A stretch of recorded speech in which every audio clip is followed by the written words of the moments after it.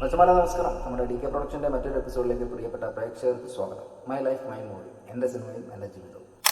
അപ്പോൾ ഇന്ന് നമ്മൾ പറയാൻ പോകുന്ന നമ്മുടെ വിഷയം, നമുക്കൊരു പ്രൊഡ്യൂസർ നമ്മുടെ കമ്പനിയിൽ കണ്ടതുപോലെ തന്നെ നമുക്കൊരു വർക്ക്, ഒരു ഷോർട്ട് മൂവി ആയിക്കോട്ടെ, അല്ലെന്നുണ്ടെങ്കിൽ നമ്മുടെ സിനിമകളായിക്കോട്ടെ, അതിന് നമുക്കൊരു പ്രൊഡ്യൂസർ കിട്ടുക. അത് ഇപ്പോൾ പ്രൊഡ്യൂസർ മീൻസ് എന്ന് പറയുമ്പോഴത്തേക്കിന് ഫണ്ടാണ്. നമ്മൾ ഫണ്ടാണ് ചോദിക്കുന്നത് നമ്മുടെ പ്രോജക്റ്റിന് വേണ്ടിയിട്ട്. ആ പ്രോജക്റ്റ് ഷൂട്ട് ചെയ്യാൻ വേണ്ടിയിട്ട്, അതിൻ്റെ പ്രോസസ്സ് ഫുള്ള് കംപ്ലീറ്റ് ചെയ്യാൻ വേണ്ടിയിട്ട് നമുക്കൊരു പ്രൊഡ്യൂസർ, അതായത് പണം ആവശ്യമാണ്, പണം മുടക്കുന്ന ആൾ ആവശ്യമാണ്. തീർച്ചയായിട്ടും നമ്മുടെ കയ്യിലില്ലെങ്കിൽ, ഇപ്പോൾ മോഹൻലാലിനെ വെച്ച് സിനിമ ചെയ്യണം, മമ്മൂക്കായെ വെച്ച് സിനിമ ചെയ്യണം, അല്ലെങ്കിൽ ചെറിയ ഓഫീസിനെ വെച്ചിട്ട് ഒരു സബ്ജക്റ്റ് ചെയ്യണം, അല്ലെങ്കിൽ നമ്മുടെ ഒരു ആവേശത്തിന് പെട്ടെന്ന് ഒരു പ്രൊഡ്യൂസറിനെ സെറ്റാക്കി ഏതെങ്കിലും ഒരു വർക്ക് തട്ടിക്കൂട്ടി നമുക്ക് യൂട്യൂബിലിട്ട് പൈസ നേടാം എന്നൊക്കെ പറഞ്ഞിട്ട് നമ്മളൊരു പ്രൊഡ്യൂസറിനെ പല മൈൻഡിൽ നമ്മുടെ ഒരു കോൺഫിഡൻസ് വെച്ചുകൊണ്ട് തന്നെ നമ്മൾ പ്രൊഡ്യൂസറിനെ തപ്പുന്ന ആൾക്കാരാണ്. അപ്പോൾ പ്രൊഡ്യൂസർ എന്ന് പറഞ്ഞു കഴിഞ്ഞാൽ ഒരു വർക്കിൻ്റെ മെയിൻ ഘടകമാണ്. കാരണം നമ്മുടെ ഒരു സിനിമയുടെ അല്ലെങ്കിൽ ഏത് വർക്കിൻ്റെയും സ്റ്റോറി, ആക്ടിങ് കഴിഞ്ഞു കഴിഞ്ഞാൽ പിന്നീട് വരുന്നതാണ് മേക്കിംഗ്. അതിനകത്ത് ക്യാമറയും ബാക്കി എല്ലാ സംവിധാനങ്ങളും, ആർട്ടിസ്റ്റിൻ്റെ പേയ്മെൻ്റ് ആയാലും, ഉയർന്ന നിലവാരമുള്ള ആർട്ടിസ്റ്റുകളായാലും, ഇതൊക്കെ നന്നാവണമെങ്കിൽ മേക്കിംഗ് നന്നാവണം. സ്റ്റോറി നന്നായി, ആർട്ടിസ്റ്റിൻ്റെ പെർഫോമൻസ് നന്നായി, അതിനുശേഷം മേക്കിംഗ്. ഈ മേക്കിംഗ് കൂടെ നന്നായെങ്കിൽ മാത്രമേ ഒരു സിനിമയാകട്ടെ എന്താകട്ടെ അതിൻ്റെ ക്വാളിറ്റിയിൽ അത് നമുക്ക് ഔട്ടെടുക്കാൻ സാധിക്കൂ. അപ്പോൾ മേക്കിംഗ് നന്നാവണമെങ്കിൽ നല്ല ക്യാമറ യൂസ് ചെയ്യണം. നല്ല ക്യാമറ യൂസ് ചെയ്യണമെങ്കിൽ നല്ല ഫണ്ട് വേണം. അപ്പോൾ ഫണ്ട് മസ്റ്റാണ്. മേക്കിങ്ങിൻ്റെ മെയിൻ ഘടകം ഫണ്ടാണ്. അപ്പോൾ പല ഗ്രൂപ്പുകളിൽ ഇടുമ്പം പല ആൾക്കാരും കളിയാക്കുന്ന ഞാൻ ഒരുപാട് കണ്ടിട്ടുണ്ട്. ഞാനൊക്കെ ഒരുപാട് അനുഭവിച്ചിട്ടുള്ളൊരു വ്യക്തിയാണ്. പ്രൊഡ്യൂസർ നമുക്കൊരു വാക്ക് പറഞ്ഞതിന് ശേഷം, ആദ്യത്തെ എൻ്റെ സിനിമ എന്ന് പറയുമ്പോൾ ഔഡി പ്ലസിൽ എൻ്റെ ബക്കറബി എന്ന് പറഞ്ഞ എൻ്റെ ഒരു അയലത്തുള്ള ഒരു ഇക്കയായിരുന്നു. എനിക്ക് ഒന്ന് നിരുത്സാഹപ്പെടുന്നത്, ജസ്റ്റ് ഒന്ന് സ്റ്റാർട്ട് ചെയ്തത്. അതിലാണ് ഞാൻ അത്യാവശ്യം എനിക്ക് ചെയ്യാൻ പറ്റി, ഞാൻ ഇതിലേക്കൊക്കെ ഇറങ്ങുന്നത്. അതിനുശേഷം അദ്ദേഹത്തിന് സാമ്പത്തികമായ കുറച്ച് പ്രശ്നങ്ങൾ കോവിഡൊക്കെ വന്ന് പുള്ളിയുടെ ഈ പൈസ ഇല്ലാതായി. ആ വർക്ക് 2 വർഷത്തോളം ഞാൻ പല പ്രൊഡ്യൂസറിനെ അന്വേഷിക്കണമെന്നും കിട്ടില്ല എന്ന് പറയാൻ കാരണം, നമുക്ക് തെളിയിക്കാൻ നമ്മൾ നേരത്തെ വർക്ക് ചെയ്തിട്ടില്ല. അല്ലെന്നുണ്ടെങ്കിൽ നമുക്ക് നമ്മുടെ പ്രോജക്റ്റ് അത് ചെയ്ത് ഉള്ള പരിജ്ഞാനം, അല്ലെന്നുണ്ടെങ്കിൽ അത് മറ്റൊരു വർക്ക് ചെയ്ത് ബിസിനസ് ആയിട്ടില്ല. അല്ലെങ്കിൽ നമ്മുടെ മൂവിയിൽ വിൽക്കപ്പെടുന്ന ഏതെങ്കിലും സ്റ്റാർ വാല്യൂ ഉള്ള നായകന്മാരില്ല. അപ്പോൾ അതുകൊണ്ട് തന്നെ തീർച്ചയായിട്ടും നമ്മുടെ വല്ലവൻ്റെയും ഒരു ആഗ്രഹത്തിന് ആരെങ്കിലും പണം മുടക്കും. അത് അദ്ദേഹത്തിൻ്റെയും കൂടെ ആവശ്യമായിരിക്കണം. അതായത് ഒന്നുകിൽ അദ്ദേഹത്തിന് നല്ലൊരു റോള്, അദ്ദേഹം അഭിനയത്തിനെ ആഗ്രഹിക്കുന്ന ഒരു വ്യക്തിയായിരിക്കണം. അതുകൊണ്ട് ഒരുപാട് പൈസ ഉണ്ട്. അദ്ദേഹം ചിലപ്പോൾ ഒരു മനസ്സിനൊരു അലിവ് തോന്നിയിട്ട് അവൻ ചെയ്ത് രക്ഷപ്പെടണമെങ്കിൽ രക്ഷപ്പെടട്ടെ, അദ്ദേഹത്തിന് ചെറിയൊരു ചാൻസ് കിട്ടി. ചിലർ ചാൻസ് ആഗ്രഹിക്കത്തില്ല, അവൻ രക്ഷപ്പെടണമെങ്കിൽ രക്ഷപ്പെടട്ടെ എന്ന് പറഞ്ഞ് ചെയ്യുന്ന ആൾക്കാരുണ്ട്, പോയാൽ പോട്ടെ എന്ന് പറഞ്ഞ് ചെയ്യുന്ന ആൾക്കാരുണ്ട്. ചില ആൾക്കാരുടെ ആ ഒരു വിനയവും ആ ഒരു പ്രാർത്ഥനയൊക്കെ കണ്ട്, അവൻ്റെ ഡെഡിക്കേഷനൊക്കെ കണ്ടിട്ട് പ്രോത്സാഹിപ്പിക്കുന്ന ആൾക്കാരുണ്ട്. ചിലർ വേഷം കൊതിച്ച് ചെയ്യുന്ന ആൾക്കാരുണ്ട്. ചിലർ ഈ പറയുന്നതിൻ്റെ ഒരുപാട് പൈസ ഉണ്ട്, അവർക്കൊന്ന് എൻജോയ് ചെയ്യണം, എന്ത് ചെയ്യണം പൈസ എന്നറിയത്തില്ല. അപ്പം ചിലപ്പം ലേഡീസ് കേസ് കെട്ടുകൾ, അല്ലെങ്കിൽ ഒരു ട്രിപ്പ്, ചുമ്മാ ഒരു സൈഡ് പാഷനായിട്ട് നിൽക്കുന്ന ആൾക്കാരുണ്ട്. അപ്പോൾ അത്തരത്തിലൊക്കെയുള്ള ആൾക്കാരെ കണ്ടെത്തി കഴിഞ്ഞാൽ തീർച്ചയായിട്ടും നിങ്ങൾക്ക് ഒരു പ്രൊഡ്യൂസറിനെ കിട്ടും. പക്ഷേ ജെനുവിനായിട്ട് വരുന്ന ഒരു പ്രൊഡ്യൂസർ എന്ന് പറഞ്ഞാൽ, ഈ സംഗതി സിനിമയാണെങ്കിൽ അതിനകത്ത് സ്റ്റാർ വാല്യൂ ഉള്ള ആരെങ്കിലും ടീമുകളുണ്ടോ എന്ന് നോക്കും. കാര്യം നമ്മൾ സിനിമ എടുക്കാൻ നമ്മൾക്ക് കഴിവുണ്ടോ എന്ന് ആദ്യം അദ്ദേഹം അളക്കും. ഏതെങ്കിലും ചെയ്ത വർക്കുണ്ടോ? ഇല്ല. അല്ലെങ്കിൽ ഈ പ്രോജക്റ്റ് എന്താണ്, ഈ സ്റ്റോറി എങ്ങനെയുള്ള സ്റ്റോറിയാണ്, ഓൾഡ് സബ്ജക്റ്റ് ആണോ, ഈ വന്ന കാലത്ത് ഓടുന്ന സബ്ജക്റ്റ് ആണോ, പിന്നെ നമ്മൾ എടുക്കുന്നതിൻ്റെ ക്വാളിറ്റി, ഇതൊക്കെ അറിഞ്ഞ്, അല്ലെങ്കിൽ നമ്മുടെ സ്റ്റോറിയിൽ ആക്ട് ചെയ്യുന്ന നായകന്മാർ അവർ എത്രത്തോളം വാല്യുബിൾ ആണ്, അവരെ വെച്ചിട്ട് നമ്മൾ ഫണ്ട് ചെയ്ത് കഴിഞ്ഞാൽ തിരിച്ച് കിട്ടുമോ എന്നൊക്കെയുള്ള അവർ ബിസിനസ് മൈൻഡിൽ ചിന്തിക്കുന്ന ആൾക്കാരാണ്. ആ ബിസിനസ്സിനകത്ത് നിങ്ങൾക്ക് ഒരു കോംപ്രമൈസും നിങ്ങളോട് കാണത്തില്ല. ഞാനൊക്കെ ഒരുപാട് വണ്ടിക്കൂലി മുടക്കി പോയിട്ടുള്ള വ്യക്തിയാണ്. എൻ്റെ വീടിനടുത്ത് ഒരു ചേട്ടനുണ്ട്, റജി സാറിൻ്റെ ഫോട്ടോ പാർക്കിലെ റജി എന്ന് പറയുന്നൊരു സാറുണ്ട്. എൻ്റെ ഔഡി പ്ലസിൻ്റെ ആദ്യത്തെ കഥയായിട്ട് അദ്ദേഹത്തിൻ്റെ അടുത്ത് ചെന്നപ്പോൾ അദ്ദേഹം ഒരു പടം ചെയ്തു, 1 അല്ല 2 പടം ചെയ്തു. എനിക്ക് 2ാമത്തെ പടമാണ് ഓർമ്മയുള്ളത്. സുഖമായിരിക്കട്ടെ എന്ന് പറയുന്ന സിദ്ദീഖ് സാറിനെ വെച്ചിട്ട് ചെയ്ത ഒരു പ്രോജക്റ്റാണ്. അത് ഓൾഡ് സബ്ജക്റ്റാണ്. അപ്പോൾ അദ്ദേഹം പറഞ്ഞത്, മോനെ, സിനിമ എന്ന് പറയുന്നത് വലിയൊരു ലോകമാണ്. എനിക്ക് തെക്കേപ്പുറത്തൊരു 5 സെൻറ്റ് വസ്തുവുള്ളതിൻ്റെ പേരിൽ ഞാൻ അതിൻ്റെ ബാധ്യതകളൊക്കെ, എനിക്ക് ഈ പടം വലുതായിട്ട് ക്ലിക്കാവാത്തതിൻ്റെ പേരിൽ ഞാനത് കൊടുത്ത് കാശ് മേടിച്ചിട്ട് എൻ്റെ കടം വീട്ടി. നേരെ മറിച്ച് സാധാരണപ്പെട്ടവനാണെങ്കിൽ ആത്മഹത്യയുടെ അവസ്ഥയിലാവും. കാര്യം സിനിമയുടെ സെറ്റിലുള്ള ആൾക്കാർ, ആർട്ടിസ്റ്റ് വന്നു, അവർ പേയ്മെൻറ്റ് മേടിച്ച് പോയി. അതിൻ്റെ ടെക്നീഷ്യന്മാർ വന്നു, അവരും ഒരു ദാക്ഷിണ്യവും ഇല്ലാതെ ചിലപ്പോൾ ചിക്കനും പൊറോട്ടയും അതും ഇതൊക്കെ തിന്നിട്ട് അവരും പോകും. ലാസ്റ്റ് എൻ്റെ ഈ പടം കൊണ്ട് ഓൾഡ് സബ്ജക്റ്റ് ആയതിൻ്റെ പേരിൽ വിൽക്കാതെ, ബിസിനസ് നടക്കാതെ, അല്ലെങ്കിൽ തിയേറ്ററിൽ വലിയ കളക്ഷനൊന്നും കിട്ടാതെ നഷ്ടത്തിൻ്റെ പുറത്ത് നഷ്ടമായിരിക്കും. ഒറ്റ സിനിമയോട് കൂടിയിട്ട് പ്രൊഡ്യൂസിങ് അവിടെ കൊണ്ട് സ്റ്റോപ്പാവും. അപ്പം വളരെ സീരിയസ് ആയിട്ട് എനിക്ക് കിട്ടിയൊരു അനുഭവമാണ്. അപ്പോൾ അതുകൊണ്ട് നിങ്ങൾ പ്രൊഡ്യൂസറിനെ തപ്പി നടക്കുന്നുണ്ടെങ്കിൽ നിങ്ങൾ ചെയ്ത ഏതെങ്കിലും ഒരു 5 മിനിറ്റ് ഒരു ഷോർട്ട് മൂവി അല്ലെങ്കിൽ ഒരു 10 മിനിറ്റ് ഒരു ഷോർട്ട് മൂവി നിങ്ങൾ നിർമ്മിക്കുക. അത് നിർമ്മിക്കുന്നതിനും പൈസ വേണ്ട. നിങ്ങൾ നിങ്ങളുടെ സുഹൃത്തുക്കളെ കണ്ടെത്തുക, അല്ലെങ്കിൽ നമുക്ക് ഒരു പൈസയും ചിലവില്ലാത്ത രീതിയിലുള്ള ക്യാമറാമാൻ, അല്ലെങ്കിൽ നിങ്ങളുടെ സുഹൃത്തുക്കൾ ആക്ട് ചെയ്യുന്ന ആൾക്കാർ, നിങ്ങൾ ആരെങ്കിലും ഒരു ഫുഡൊക്കെ വാങ്ങിത്തരുന്ന ആരെങ്കിലും സ്പോൺസർഷിപ്പ്, അങ്ങനെ നിങ്ങളൊരു കൂട്ടായ്മയിൽ ഒരു ചെറിയ വർക്ക് നിങ്ങൾ മനസ്സിൽ ചിന്തിച്ചിട്ട് പൈസ ചിലവാകാത്ത രീതിയിൽ എഴുതി അത് ജനങ്ങളിലേക്ക് ഏറ്റവും നല്ല കണ്ടൻറ്റായിട്ട് നിങ്ങൾ പൈസ ഇല്ലാതെ തന്നെ മേക്ക് ചെയ്ത് കൊടുത്തു കഴിഞ്ഞാൽ നിങ്ങളുടെ ഒരു വിശ്വാസം ചില പ്രൊഡ്യൂസർമാർ നമുക്ക് കാണിക്കാൻ പറ്റും. അങ്ങനെ നമുക്കൊരു പ്രൊഡ്യൂസർ വരും. പക്ഷേ ചിലപ്പോൾ ഈ ഒരു മലയാള സിനിമയിൽ നല്ലൊരു ആർട്ടിസ്റ്റിനൊക്കെ വെച്ചിട്ട് ചെയ്യണമെന്നുണ്ടെങ്കിൽ എന്തായാലും ഒരു ചെറിയ ആർട്ടിസ്റ്റിനെ വെച്ച് ചെയ്യണമെങ്കിൽ തന്നെ ഏകദേശം ഒരു 1 CR 2 CR മേളിലൊക്കെ ആവും. അപ്പോൾ മോഹൻലാലിൻ്റെ മമ്മൂട്ടിയുടെ കാര്യങ്ങളൊന്നും പറയണ്ട. കാര്യം ആദ്യമേ അതിലൊക്കെ കയറി തല വെച്ചു കൊടുത്തു കഴിഞ്ഞാൽ, കാര്യം അവരങ്ങനെ ചെയ്യാൻ പറ്റത്തില്ല. അപ്പോൾ മോഹൻലാലാണെങ്കിലും മമ്മൂട്ടിയാണെങ്കിലും അവരൊന്നേ പറയും ഒരു പ്രൊഡക്ഷൻ കൺട്രോളർ ഇന്ന ടീമിനെ ഇട്ടോളം പറയും, അല്ലെങ്കിൽ അസോസിയേറ്റ് ആയിട്ട് ഇന്ന ടീമിനെ നിർത്തിക്കൊള്ളാനൊക്കെ പറയും. കാരണം എന്താണ്, പുതിയൊരു ഡയറക്ടർ ആണെങ്കിൽ അദ്ദേഹം ഇപ്പം മമ്മൂക്കായുടെ ഒരു വാല്യൂ, ആ വാല്യൂ ഒരിക്കലും അവർ നഷ്ടപ്പെടുത്തി കളയാൻ ശ്രമിക്കത്തില്ല. പൈസ കൊടുത്താലും നഷ്ടപ്പെടുത്തി കളയാൻ അവർ ശ്രമിക്കത്തില്ല. അപ്പോൾ നല്ലൊരു ക്യാമറാമാനല്ല, നല്ലൊരു ഡയറക്ടറല്ല, നല്ലൊരു സ്റ്റോറി അല്ലെങ്കിൽ അവർ അക്സെപ്റ്റ് പോലും ചെയ്തില്ല. അപ്പോൾ നിങ്ങൾക്കൊരു പ്രൊഡ്യൂസറെ കിട്ടാൻ വേറൊരു മാർഗ്ഗം എന്ന് പറയുമ്പോൾ ഈ താരങ്ങളായിട്ടുള്ള ഏതെങ്കിലും സ്റ്റാർ വാല്യുള്ള ടീമുകളെ നിങ്ങൾ പോയി കണ്ടിട്ട് നിങ്ങൾ നല്ലൊരു സ്റ്റോറി ഉണ്ടെങ്കിൽ തീർച്ചയായിട്ടും നിങ്ങളൊരു സ്റ്റോറി അവരുടെ പറയുക, അവർക്കത് ഇഷ്ടപ്പെട്ട അവരുടെ ടീമിൽ തന്നെ പ്രൊഡ്യൂസർ കാണും, നമുക്കത് ചെയ്യാമെന്ന് പറയും.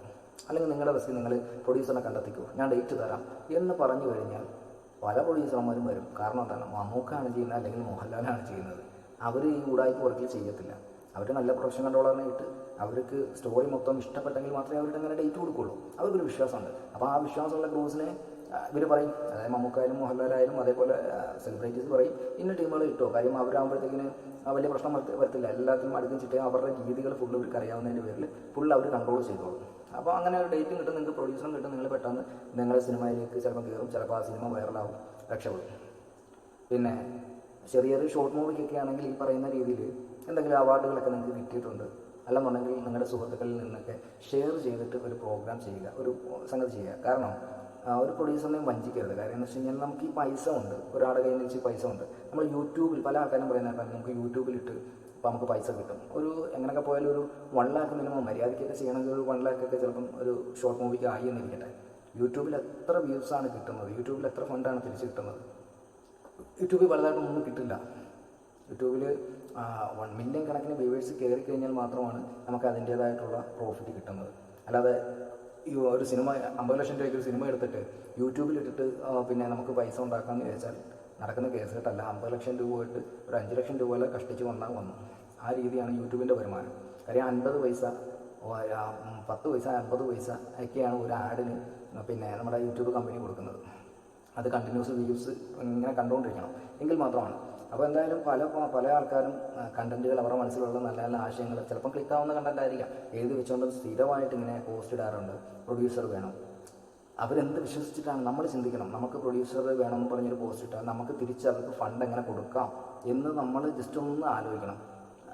അപ്പോൾ അങ്ങനെ ആലോചിക്കാത്ത പക്ഷമാണെങ്കിൽ തീർച്ചയായിട്ടും നിങ്ങൾ ചെയ്യേണ്ട ഒരു കാര്യം, ഞാനിപ്പോഴും 2 സിനിമ ചെയ്തത്, ഞാനിപ്പോഴും എനിക്കൊരു പ്രൊഡ്യൂസറിനെ വേണമെന്ന് പറഞ്ഞാൽ ഞാൻ പോസ്റ്റ് ഇടത്തില്ല. കാരണം എൻ്റെ കൂടെ വരുന്ന ഓഫീസുകളാണ്. ഞാനൊരു പ്രോജക്റ്റ് ചെയ്ത് സക്സസ് ആക്കിയിട്ടില്ല, ചെയ്തിട്ടുണ്ട് പക്ഷേ സക്സസ് ആയില്ല. ആ സക്സസ് ആകുന്ന സമയത്ത് എനിക്കൊരു പോസ്റ്റ് ഇടാനുള്ളൂ, ഞാൻ ഇന്ന പ്രോജക്റ്റ് ചെയ്ത് എനിക്കൊരു പ്രൊഡ്യൂസർ വേണമെന്ന്. അപ്പോൾ ആ പ്രൊഡ്യൂസറിന് വിശ്വാസമാവും, അല്ലെങ്കിൽ എൻ്റെ കണ്ടന്റ് ഇത്രയും വിറ്റ് പോയതാണ്, ഇത്രയും ഫോളോവേഴ്സ് ഉള്ളത്, അവന് ചെയ്യാനറിയാം, അവൻ്റെ ആർട്ടിസ്റ്റുകൾ പക്കയാണ്, അവൻ്റെ ക്രൂസ് ക്യാമറാമാൻ പക്കയാണ്, അവൻ്റെ എഡിറ്റിംഗ് പക്കയാണ്. അപ്പം അങ്ങനെ ധൈര്യമായിട്ട് നമ്മളിലേക്ക് ഇറങ്ങി വരികയും നമ്മൾ യാചന ഒഴിവാക്കിയിട്ട് അവർ ബിസിനസ്സായിട്ട് തന്നെ നമുക്ക് മുന്നോട്ട് പോകാനും സാധിക്കും. അപ്പോൾ അതുകൊണ്ട് തീർച്ചയായിട്ടും ഞാനിപ്പോൾ പോസ്റ്റ് ഇട്ടാലും എൻ്റെ പ്രോജക്റ്റിന് നല്ല അവസരങ്ങൾ ഞാൻ ആർട്ടിസ്റ്റുകൾക്ക് കൊടുക്കാം, ഷെയർ ചെയ്തിട്ട് നമുക്ക് പ്രോഗ്രാം ചെയ്യാൻ പറ്റുമെന്ന് നിങ്ങൾ കടന്നു വരാനാണ് പറയുന്നത്. അതല്ലാതെ ഏതെങ്കിലും ഒരു മനുഷ്യൻ്റെ ഒരു 10 ലക്ഷം 50 ലക്ഷം രൂപ നമ്മൾ മേടിച്ച് അവരൊക്കെ നല്ല രീതിയിൽ കഷ്ടപ്പെട്ടുണ്ടാക്കുന്നത്. ഈ 50 ലക്ഷം രൂപ മേടിച്ചിട്ട് നമ്മളുടെ ഈ വർക്ക് എക്സ്പീരിയൻസ് നേടാൻ വേണ്ടി, നമ്മുടെ ആർട്ടിസ്റ്റിന് എക്സ്പീരിയൻസ്, അല്ലെങ്കിൽ നമ്മുടെ ക്യാമറാമാൻ എക്സ്പീരിയൻസ്, അല്ലെങ്കിൽ ഒരു ഡയറക്ഷനായിട്ടുള്ള നമുക്ക് എക്സ്പീരിയൻസ് നേടാനായിട്ട് അവൻ്റെ ആ വലിയ ഫണ്ടിനെ നമ്മൾ കൊല ചെയ്യുന്ന രീതിയിൽ എടുത്തുകൊണ്ട് വന്ന് ഇനി അവത്തോഷ സിനിമ എന്ന് പറഞ്ഞാൽ ഏതെങ്കിലും ഒരു സംഗതി കയ്യിൽ നിന്ന് പോയി കഴിഞ്ഞാൽ പോയി. നമ്മുടെ മരക്കാരനകത്ത് മോഹൻലാലിന് മറ്റേ ആ ഒരു ഡയലോഗ് പോയപ്പോഴത്തേക്കിനും മോഹൻലാലിനെ വാരിയിട്ട് അലക്കിൻ്റെ കൂട്ട് ഒരു അവസ്ഥയായി പോകും. അപ്പോൾ സിനിമ എന്ന് പറയുമ്പോൾ ഇന്നത്തെ ഒരു കാലഘട്ടത്തിൽ എല്ലാം പെർഫെക്ഷനായിട്ട് ചെയ്യേണ്ട ഒരു സംഗതിയാണ്. അപ്പോൾ അതുകൊണ്ട് തീർച്ചയായിട്ടും പ്രൊഡ്യൂസർ എന്നുള്ളത് ആദ്യം നിങ്ങൾ ചെയ്യേണ്ടത് ഒരു സ്റ്റോറി കിട്ടണമെങ്കിൽ, പ്രൊഡ്യൂസറിനെ കിട്ടണമെങ്കിൽ ആദ്യം നിങ്ങൾ സ്റ്റോറിയായിട്ട് പെട്ടെന്ന് നല്ല കാര്യങ്ങൾ വെച്ച് ചെയ്യണമെന്നുണ്ടെങ്കിൽ അവരെ ഏതെങ്കിലും മാനേജർ, പ്രൊഡക്ഷൻ കൺട്രോളർ, അതിൻ്റെ മാനേജർമാരുടെ നമ്പർ കാണും, അവരെ കോൺടാക്ട് ചെയ്തിട്ട് നിങ്ങൾ ഒരു സമയം ചോദിച്ച് ആ ആർട്ടിസ്റ്റിലേക്ക് ചെന്ന് നിങ്ങൾ സ്റ്റോറി പറയുക. സ്റ്റോറി പറഞ്ഞ് ഓക്കെ ആണ്, അവർക്ക് ആ സ്റ്റോറി ഇഷ്ടപ്പെട്ടിട്ടുണ്ടെങ്കിൽ തീർച്ചയായിട്ടും. പിന്നെ സ്റ്റോറി മിസ്സാവാതിരിക്കാൻ ശ്രദ്ധിക്കുക. നിങ്ങളുടെ നല്ല സ്റ്റോറി, അത് കോടിക്കണക്കിന് രൂപ വിലയുള്ളൊരു സാധനമാണ് നിങ്ങളുടെ സ്റ്റോറി, നിങ്ങളുടെ പ്രതീക്ഷയാണ്. ചിലപ്പോൾ നിങ്ങൾ 5 വർഷം 10 വർഷം കാത്തു സൂക്ഷിച്ച ഒരു സാധനമാണ്. അത് നിങ്ങൾ തീർച്ചയായിട്ടും എന്ത് ചെയ്യണം, നിങ്ങളുടെ സ്റ്റോറി ഒരു ഫോട്ടോ കോപ്പി എടുക്കുകയോ നിങ്ങളുടെ ഒറിജിനൽ കണ്ടൻറ്റ്, അതിൻ്റെ ഫോട്ടോ കോപ്പി കൊണ്ട് നിങ്ങൾ പോവുക, ഒറിജിനൽ കണ്ടൻറ്റ് നിങ്ങളൊരു പോസ്റ്റായിട്ട് നിങ്ങൾ ഒട്ടിച്ചിട്ട് നിങ്ങളുടെ പേര് തന്നെ നിങ്ങളിത് പോസ്റ്റ് ചെയ്യുക. അത് പൊട്ടിക്കാതെ, അതിൻ്റെ കവർ പൊട്ടിക്കാതെ നിങ്ങൾ വെക്കുക. കാരണം നിങ്ങൾ ഈ സ്റ്റോറി പറയുന്ന സമയത്ത് ഈ ഒരു സ്റ്റോറി ആരെങ്കിലും എടുത്ത് സിനിമയാക്കിയാൽ നിങ്ങളുടെ ലൈഫ് പോയി, നിങ്ങളുടെ ആ പ്രതീക്ഷ പോയി. അപ്പോൾ അതുകൊണ്ട് പല ആൾക്കാർക്കും സ്റ്റോറി പറയുമ്പോൾ ഈ ഒരു കണ്ടൻറ്റ് വന്നിട്ടുണ്ടെങ്കിൽ നേരെ എടുത്ത് കോടതിയിൽ നമുക്ക് സബ്മിറ്റ് ചെയ്യാം. നമ്മുടെ സ്റ്റോറിയാണ്, ഇത്ര നാൾ ഞാൻ എഴുതിയ സാധനമാണ്, അതിൻ്റെ നഷ്ടപരിഹാരം നമുക്ക് തന്നേ പറ്റുള്ളൂ. അപ്പോൾ അതുകൊണ്ട് സ്റ്റോറി പറഞ്ഞു കഴിഞ്ഞാൽ ആർട്ടിസ്റ്റിന് ഇഷ്ടമായി കഴിഞ്ഞാൽ അവരുടെ കൂടെ തന്നെ പൈസ മുടക്കാൻ ഒരുപാട് ടീമുകളുണ്ട്. പിന്നെ ദിലീപിനെ പോലുള്ള ആൾക്കാർക്കൊക്കെ സ്വന്തമായിട്ട് സിനിമയുടെ തന്നെ പ്രൊഡക്ഷൻ ഉണ്ട്. എല്ലാ ടീമുകളും എല്ലാ ക്രൂസും അവർക്കുണ്ട്. അപ്പോൾ അതുകൊണ്ട് അവർക്ക് വലിയ പാടില്ല ഒരു സിനിമ ചെയ്യാൻ. ആ സിനിമ നിങ്ങൾ ചെയ്യുന്ന സ്റ്റോറി പെട്ടെന്ന് തന്നെ ഒരു പ്രൊഡ്യൂസർ വരികയും നിങ്ങളുടേതായിട്ടുള്ളൊരു സിനിമയായിട്ട് മാറുകയും ചെയ്യും. അപ്പോൾ അത് ഒരു കാര്യം അതാണ്. പിന്നെ നമുക്ക് ഒന്നും പേടിക്കേണ്ട കാര്യം, നമുക്കൊരു പ്രൊഡ്യൂസർ വന്നു, ആർട്ടിസ്റ്റിന് ഡേറ്റ് ഇട്ട് കഴിഞ്ഞാൽ പ്രൊഡ്യൂസർ വന്നു, അവർ പിന്നെ ആ പ്രൊഡ്യൂസറാണ് ആ ഫണ്ട് ഫുള്ള് മുടക്കി ക്രൂസിനെയൊക്കെ സെറ്റ് ചെയ്ത് അവർ തന്നെ ബിസിനസ് ആക്കും. പ്രൊഡ്യൂസർ മീൻസ് എന്ന് വെച്ച് കഴിഞ്ഞാൽ നമ്മുടെ സെറ്റിലുള്ള ഏതൊരു കാര്യത്തിൻ്റെയും ഒരു മൊട്ടസൂചി ആണെങ്കിലും ഒരു പ്രൊഡ്യൂസറിനെ നമ്മൾ നിർത്തുമ്പോൾ നമ്മുടെ സെറ്റിൽ ആ സിനിമയിൽ എന്തെല്ലാം വേണം, എവിടെ കിട്ടും അത് എന്നറിയാവുന്ന അല്ലെങ്കിൽ അറിയിച്ചു കൊടുത്ത് പൂർണ്ണ തൃപ്തിയായ പ്രൊഡ്യൂസറിനെ മാത്രമേ നിങ്ങൾ ഇൻക്ലൂഡ് ചെയ്യാവുള്ളൂ ഏതൊരു വർക്കിലും, ചെറുതാകട്ടെ വലുതാകട്ടെ. അല്ലെന്നുണ്ടെങ്കിൽ അദ്ദേഹത്തിന് ആർട്ടിസ്റ്റ് എന്താണെന്ന് വെച്ച് കഴിഞ്ഞാൽ ആർട്ടിസ്റ്റ് എന്തിനാ ഒരെണ്ണം പോരെ, അപ്പം അറിയാൻ പറ്റില്ല. അപ്പം പ്രൊഡ്യൂസർ തീർച്ചയായിട്ടും ഒരു സിനിമയുടെ A to Z കാര്യങ്ങൾ, ചിലവുകൾ, ഒരു ആർട്ടിൻ്റെ പ്രോപ്പർട്ടി എടുത്തു കഴിഞ്ഞാൽ ആ പ്രോപ്പർട്ടി എത്ര രൂപയാണെന്ന് വരെയും അദ്ദേഹത്തിനെ ധരിപ്പിക്കേണ്ട അല്ലെങ്കിൽ അദ്ദേഹത്തിന് അറിയാനുള്ള ഒരു അവകാശമുണ്ട്. അത് അറിഞ്ഞില്ലെങ്കിൽ അത് അറിയിച്ചു കൊടുക്കണം. അതിന് ഓക്കെ ആയ പ്രൊഡ്യൂസറിന് മാത്രമേ നിങ്ങൾ പിടിച്ച് തലയിൽ വെക്കാവുള്ളൂ. അല്ലെങ്കിൽ ഭാവിയിൽ മാനസികമായി ഭയങ്കര വിഷമങ്ങളാവും. അതേപോലെ തന്നെ കേസ്, വഴക്ക്, ബഹളം എന്നൊക്കെയുള്ളൊരു സംഭവമായിരിക്കും. അപ്പോൾ അതുകൊണ്ട് തീർച്ചയായിട്ടും നിങ്ങൾ പ്രൊഡ്യൂസറിനെ കാസ്റ്റ് ചെയ്യുമ്പോൾ അത്യാവശ്യം വർക്കിനെ പരിപൂർണമായി സപ്പോർട്ട് ചെയ്ത് അത് എഗ്രിമെൻറ്റ് ചെയ്ത് അതിനുശേഷം പിന്നെ ആ വർക്കിനെ കുറിച്ചിട്ട് എഡിറ്റിങ്ങിന് ഇത്ര രൂപ വരും, ക്യാമറയ്ക്ക് ഇത്ര രൂപ വരും, ആർട്ടിസ്റ്റിന് ഇത്ര രൂപ, അതെല്ലാം അദ്ദേഹത്തിന് മനസ്സിലാക്കി അതൊരു ലിസ്റ്റിട്ട് നിങ്ങൾക്ക് എത്ര രൂപ ആവശ്യം, ആ ആവശ്യത്തിനുള്ള ലിസ്റ്റുകളിട്ട് അതിൽ നിന്നും വേണമെങ്കിൽ ഒരു 2, 3, 5 ലക്ഷം രൂപ അധികപ്പെട്ടിട്ട് വേണം നമ്മൾ കാണിക്കാൻ. കാര്യം ഷോർട്ടേജ് ആയിപ്പോയി കഴിഞ്ഞ് കഴിഞ്ഞാൽ പിന്നീട് ചിലപ്പോൾ പുള്ളി മുടക്കില്ല, അങ്ങനെ പല പ്രശ്നം വർക്കിനെ ബാധിക്കും. അതിനകത്ത് നമ്മളൊരു ഫണ്ട് ഇട്ട് കഴിഞ്ഞാൽ അതിൽ നിന്നും ഏകദേശം ഒരു 2 ലക്ഷം രൂപ 5 ലക്ഷം രൂപ കുറച്ച് നമുക്ക് കൊടുക്കാൻ പറ്റുമെങ്കിൽ അതായിരിക്കും ഏറ്റവും നല്ലത്. പിന്നെ ഷൂട്ടാണ്, പല പാളിച്ചകളും വരും. ആ പാളിച്ചകൾ വരുമ്പോൾ തന്നെ നമ്മളതിനെ ഓവർകം ചെയ്യാൻ വേണ്ടിയിട്ടാണ് ഈ 3 ലക്ഷം 5 ലക്ഷം കൂട്ടിയിടാൻ പറയുന്നത്. അപ്പോൾ അങ്ങനെയൊക്കെയുള്ള കാര്യങ്ങൾ ഇതിനകത്തുണ്ട്. അപ്പോൾ ഒരു പ്രൊഡ്യൂസർ സൈഡിന് പിന്നെ വെബ് സീരീസ് അതേപോലുള്ള ചെറിയ സംഭവമൊക്കെ ആണെങ്കിൽ, തുടക്കക്കാരാണെങ്കിൽ നിങ്ങൾ ഷെയർ ചെയ്തിട്ടിട്ട് നിങ്ങളുടെ പ്രോജക്റ്റിനെ ചെറുതായിട്ടൊന്ന് ടച്ച് പിടിപ്പിച്ചിട്ട് വേണം നിങ്ങളൊരു പ്രൊഡ്യൂസറിനെ അതിനകത്തേക്ക് ചാടിക്കാൻ. അതല്ലെങ്കിൽ നിങ്ങൾ ഷെയർ ചെയ്ത് തന്നെ ചെയ്യുക. എല്ലാവരും ഈക്വലായിട്ട് ആ പ്രൊഡ്യൂസറിന് ഒരു വേഷം കൊടുക്കുക, അയാളും കുറേ പൈസ ഇടട്ടെ, ബാക്കി എല്ലാ ആർട്ടിസ്റ്റുകളും കുറേ പൈസ ഇടട്ടെ, എന്നിട്ട് ഒരു വർക്ക് ഉണ്ടാക്കുക. അപ്പോൾ എല്ലാവരും വളരും. ഒരുത്തൻ്റെ തലയിൽ മാത്രം ഭാരം ഇരിക്കത്തില്ല.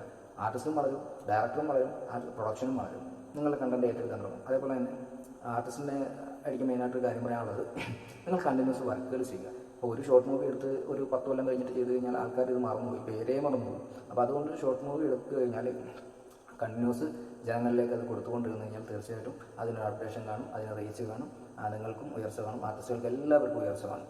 അപ്പോൾ എന്തായാലും ഈ പ്രൊഡ്യൂസറിനെ കിട്ടുന്ന ചെറിയൊരു സ്ട്രക്ചറാണ് ഞാൻ ഇട്ടത്. ഒന്നേ അഭിനയമോഹം, അതല്ലെങ്കിൽ ക്യാഷ് എന്ത് ചെയ്യണമെന്ന് അറിയാൻ വയ്യാതെ നടക്കുന്ന ടീമിനെ കണ്ടെത്തുക എന്നുള്ളതാണ്. പിന്നെ മൂന്നാമത്തെ കാര്യം, നിങ്ങൾക്ക് വലിയൊരു പ്രോജക്റ്റ് ചെയ്യാനാണെങ്കിൽ നല്ലൊരു സ്റ്റോറി ഉണ്ടാക്കുക, ആർട്ടിസ്റ്റിനൊക്കെ പോയി ഡേറ്റ് വാങ്ങുക. ആ ഡേറ്റ് വാങ്ങിക്കഴിഞ്ഞാൽ തീർച്ചയായിട്ടും ഒരു പ്രൊഡ്യൂസർ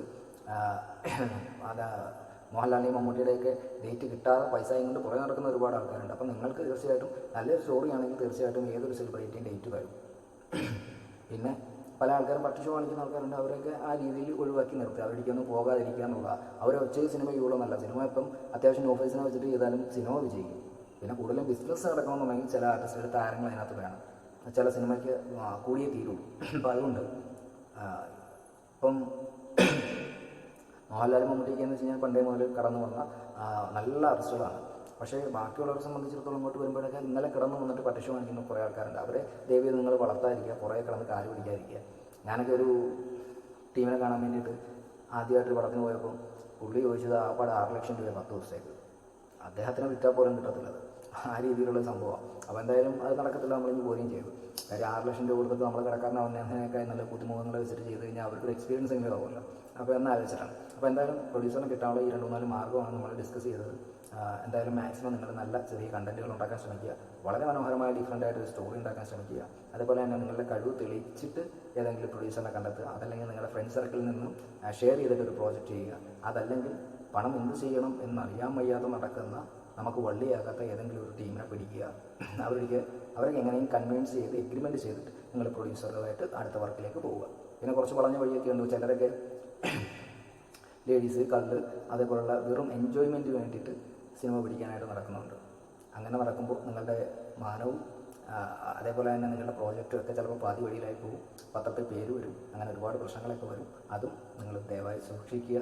കാര്യം ഒരു പെണ്ണ് അല്ലെങ്കിൽ ഒരു ലേഡീസ് കേസ് കെട്ടിന് വേണ്ടിയിട്ട് സിനിമ പിടിക്കാൻ ഇറങ്ങുന്ന ടീമുകൾ ഏകദേശം 10,000 5,000 10,000 ഒക്കെ കൊടുത്തു കഴിഞ്ഞാൽ അവരുടെ പേഴ്സണലായിട്ടുള്ള കാര്യങ്ങൾ നടക്കും. അതിന് നിങ്ങൾക്കൊരു 50 ലക്ഷമോ 1 ലക്ഷമോ അല്ലെങ്കിൽ അമ്മ ഒരു 1 CR ഒന്നും തന്നിട്ട് സിനിമ പിടിച്ചുകൊണ്ട് അവർക്ക് ആ ഒരു പേഴ്സ് നടത്തേണ്ട കേസ് കിട്ടില്ല.